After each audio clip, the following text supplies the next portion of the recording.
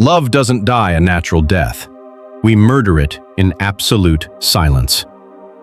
Julian built a flawless empire, completely blind that his wife was quietly starving to death inside his golden cage. What happens when she finally walks away will haunt you. Stay until the devastating end. I am Vera. I am 68 years old, and as I sit here today, watching the evening sun cast long, fading shadows across my hardwood floor, I am haunted.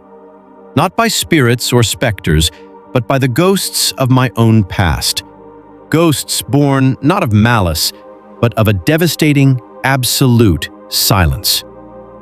I look back at the wreckage of my youth, at a marriage that crumbled into fine gray dust, and I realize it wasn't a sudden explosion that leveled us. There were no affairs, no screaming matches, no shattered plates. Instead, it was a slow, silent erosion. We simply stopped speaking. We built fortresses of assumptions around ourselves until the walls were so thick we could no longer hear each other breathe. I tell you this because it is not just my story. It is a universal tragedy playing out right now behind millions of closed doors. Perhaps even yours.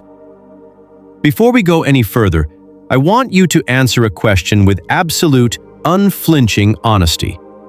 Have you ever laid in the dark, listening to the rhythmic breathing of the person lying right next to you, and felt that they were as distant, as unknowable as a complete stranger?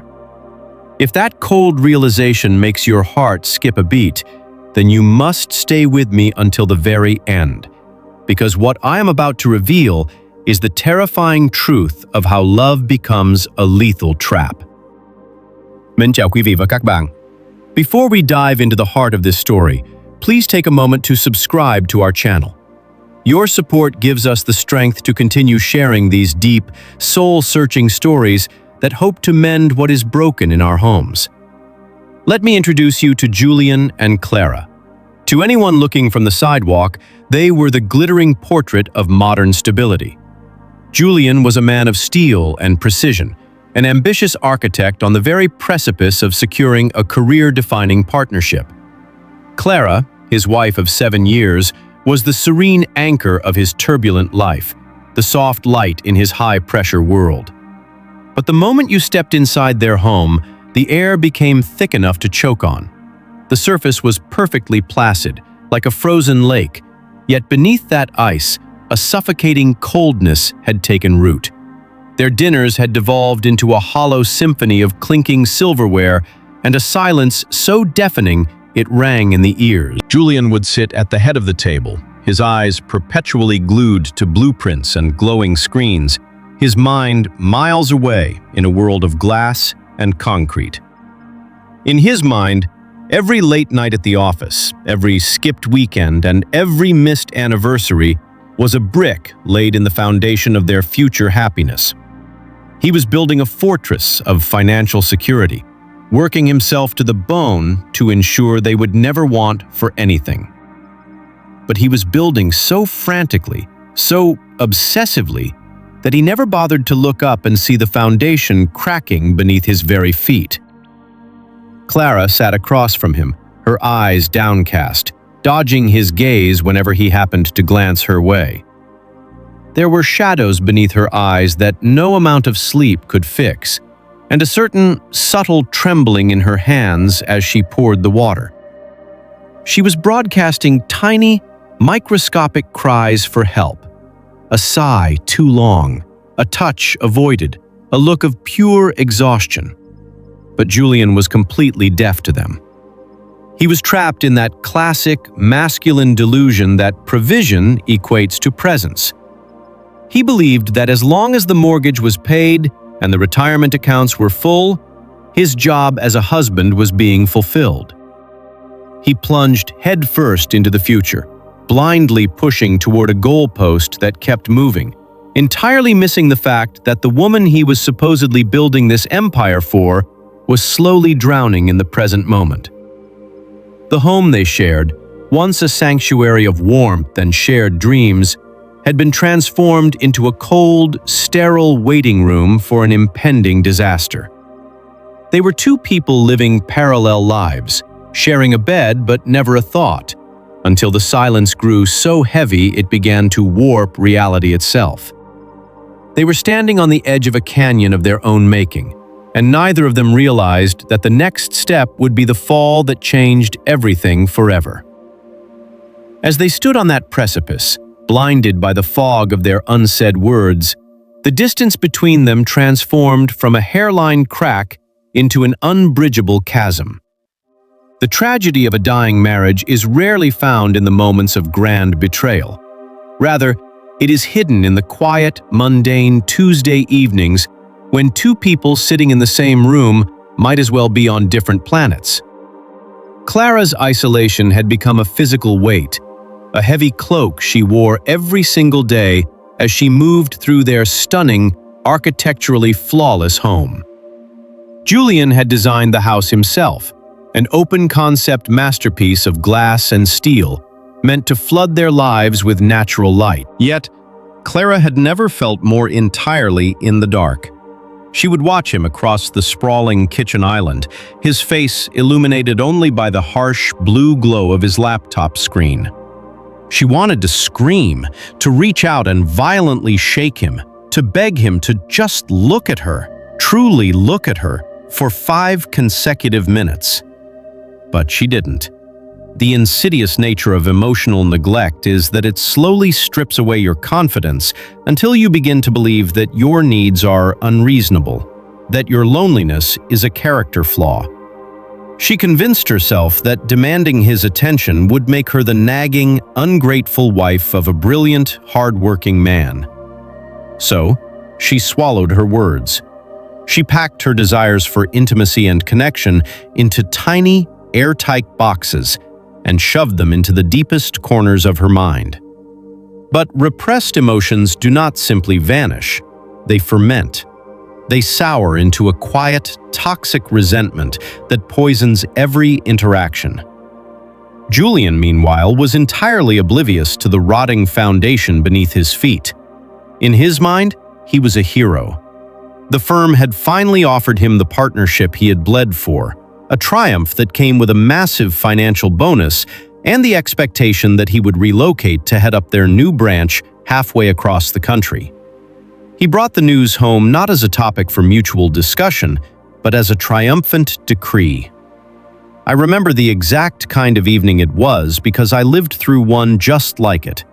An evening where the air feels so still it practically hums with impending doom. Julian poured 2 glasses of expensive champagne, sliding one across the marble counter to Clara without noticing how her shoulders tensed. He laid out the plans for their new life, detailing the prestige, the stock options, the sprawling new estate they could afford.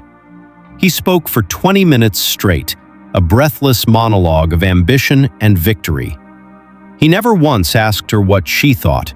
He never once considered that Clara had spent the last 7 years cultivating a fragile but vital support system in their current city, a network of friends and volunteer work that was the only thing keeping her head above the dark waters of her depression. He simply assumed that his victory was her victory, that his dream was the only dream that mattered. As Clara stared at the golden bubbles rising in her crystal glass, a profound and terrifying realization washed over her. She was not a partner in this marriage. She was a fixture. She was a beautifully maintained piece of furniture in the grand, ambitious architecture of Julian's life, valued for her aesthetic contribution to his success, but entirely devoid of her own agency. In that excruciating moment of clarity, the last fragile thread tethering her to him snapped. She didn't cry. She didn't throw the glass. She simply took a sip of the champagne, smiled a hollow, ghostly smile, and told him congratulations, sealing the vault on her heart forever. It is a terrifying truth of human nature that the soul can only endure being invisible for so long before it demands to be seen, even if the seeing requires setting everything on fire. The explosion, when it finally came, was entirely devoid of the theatrics one might expect from a collapsing life. It happened 3 weeks after the champagne toast, on a rainy Sunday afternoon that felt like any other. Julian was in his home office, aggressively typing out an email, when Clara walked in and quietly closed the heavy oak door behind her. The very sound of that door clicking shut, a sound that usually meant she was bringing him coffee and leaving him to his work, carried a strange, heavy finality that made Julian pause and look up. Clara was not holding coffee. She was holding a small, worn leather suitcase. For a long moment, Julian simply stared at her, his brain violently rejecting the visual information it was receiving. He tried to laugh, a nervous, jagged sound that died instantly in the suffocating silence of the room. He asked her where she was going, assuming perhaps she was visiting her mother, taking a sudden weekend trip, anything but the apocalyptic truth standing right in front of his mahogany desk. When Clara spoke, her voice was not laced with anger or malice. It was worse. It was laced with absolute, chilling indifference. She told him she was leaving. Not for the weekend, not for a vacation. She was leaving the marriage. The words hung in the air, heavy and surreal, like suspended droplets of lead. Julian's reaction was a textbook display of a man whose entire reality had just been inverted. He went through the stages of grief in a matter of seconds. First denial, then a sudden defensive anger. He stood up, gesturing wildly to the beautiful office, the manicured lawn visible through the floor-to-ceiling windows, the luxury cars in the driveway. He began to list his sacrifices, weaponizing his labor.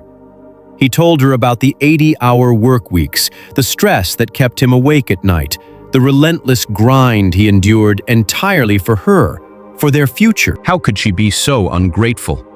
How could she walk away just as they had finally crossed the finish line into ultimate security? Clara listened to his desperate, furious tirade without blinking. When he finally ran out of breath, chest heaving, expecting her to crumble in guilt, she delivered the fatal blow with agonizing gentleness. "You didn't build this for me, Julian," she said softly. "You built a cage of gold, and you locked me inside it while you lived out your own ambitions. I am starving to death in a house full of food. I don't want the estate. I don't want the partnership. I wanted a husband. I wanted a friend. And he has been dead for years." Julian felt the floor drop out from beneath him. He reached out, his hands trembling, trying to grasp her arm, trying to pull her into a hug that could magically erase the absolute devastation in her eyes. But Clara stepped back. The physical distance she put between them in that single step was a vast, uncrossable ocean. She didn't want his touch anymore. The body remembers what the mind tries to forget, and her body knew that his touch had long ago become a tool of ownership rather than an expression of love. Julian fell back into his expensive leather chair, paralyzed by a sudden, agonizing clarity. He watched the woman he had sworn to love and cherish walk out the door, her footsteps echoing down the hallway, the sound of the front door clicking shut, driving a permanent, fatal stake through the heart of his carefully constructed empire. Once the illusion of their perfect life was shattered, Julian was left standing in the ruins of his empire, surrounded only by the deafening echoes of the words he never bothered to say. The aftermath of a broken marriage is a specific kind of purgatory, a brutal landscape where memory becomes a weapon and silence transforms into a physical torture. For Julian, the first few weeks were a blur of arrogant denial. He threw himself even deeper into his work, relocating to the new city alone, assuming that Clara would eventually realize what she had thrown away and come crawling back to the security he provided. He checked his phone compulsively, waiting for the apology text, the tearful voicemail. But nothing came. Only an absolute punishing silence. It was in the cavernous expanse of his new, half-empty penthouse that the terrible reality of his situation finally began to seep into his bones. Without Clara to act as the soft buffer between him and the harshness of the world, Julian was forced to confront the empty husk of the man he had become. He realized, with a sickening drop in his stomach, that he didn't even know how to live a life outside of producing and providing. He had no hobbies that didn't involve networking. He had no friends who weren't colleagues. He sat on his imported Italian leather sofa, staring out at the glittering skyline of the city he had conquered, and felt an agonizing, hollow ache in his chest that no amount of money could soothe. The wealth he had accumulated suddenly felt like a massive pile of useless paper. He would find himself waking up at 3 a.m., his hand unconsciously reaching across the cold, unwrinkled sheets of the king-sized bed, desperately searching for the warmth of a woman who was no longer there. He began to replay the last 7 years in his mind, but this time, the rose-tinted glasses of his ambition were violently ripped away. He saw the missed dinners. He saw the way Clara's eyes would dim when he interrupted her stories to take a client's call. He saw the microscopic moments of neglect that he had dismissed as necessary sacrifices, now recognizing them as the daily, fatal stab wounds to their relationship. I know this agony because it is the universal tax we pay for taking love for granted. Julian tried to write her letters, long, agonizing apologies pouring out his soul, begging for a chance to tear it all down and start over. But Clara's responses, orchestrated entirely through her attorneys, were polite, sterile, and brutally final. She was gone. She had grieved the end of their marriage years before she actually packed her suitcase. By the time Julian finally woke up to the reality of his failure, Clara had already healed her wounds and moved on. The realization that his revelation had arrived too late broke him in a way that professional failure never could. He had traded the love of his life for a title on a glass door, only to discover that you cannot hold a job in your arms when the darkness closes in.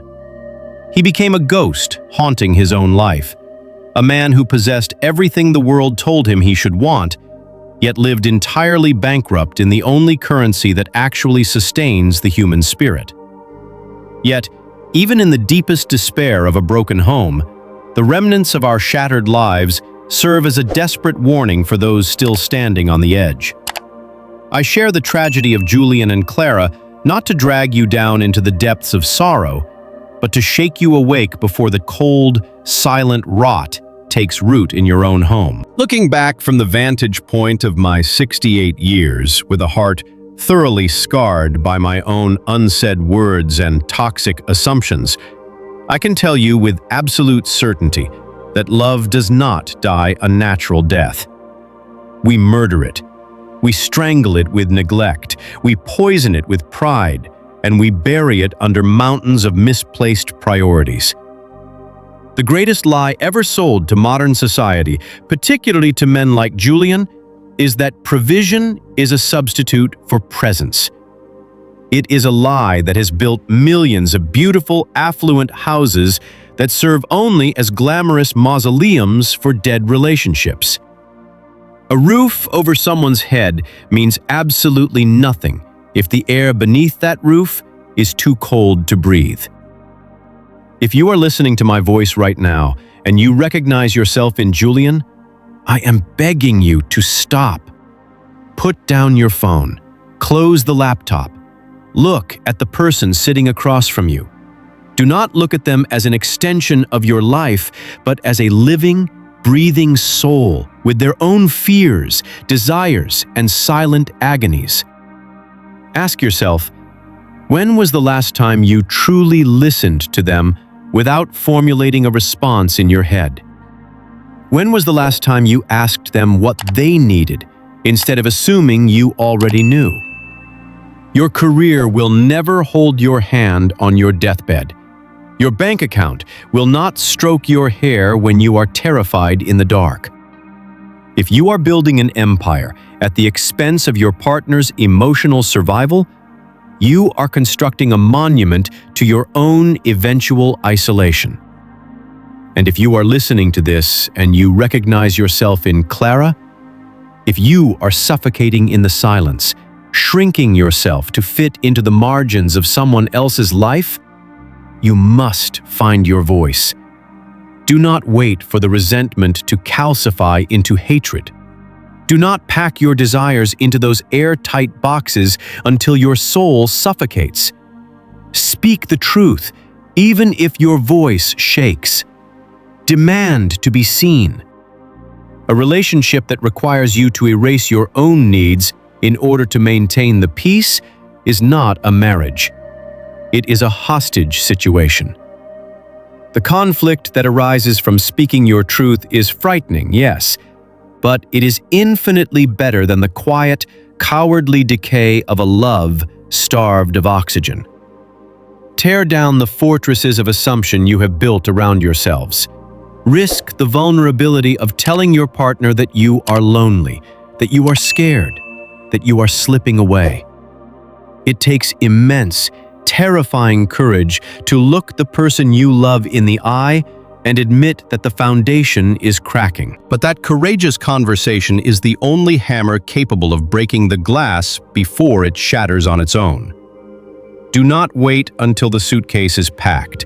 Do not wait until the silence becomes so loud it deafens you both. The ghosts of my past and the agonizing echoes of Julian's empty rooms are pleading with you today. Turn to the one you love.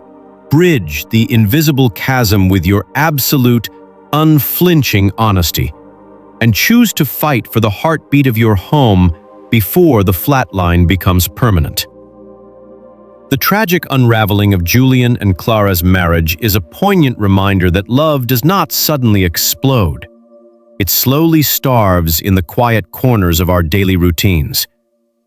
Julian built a golden cage, mistaking financial provision and relentless career ambition for genuine affection, entirely missing the profound emotional neglect that was crushing his wife.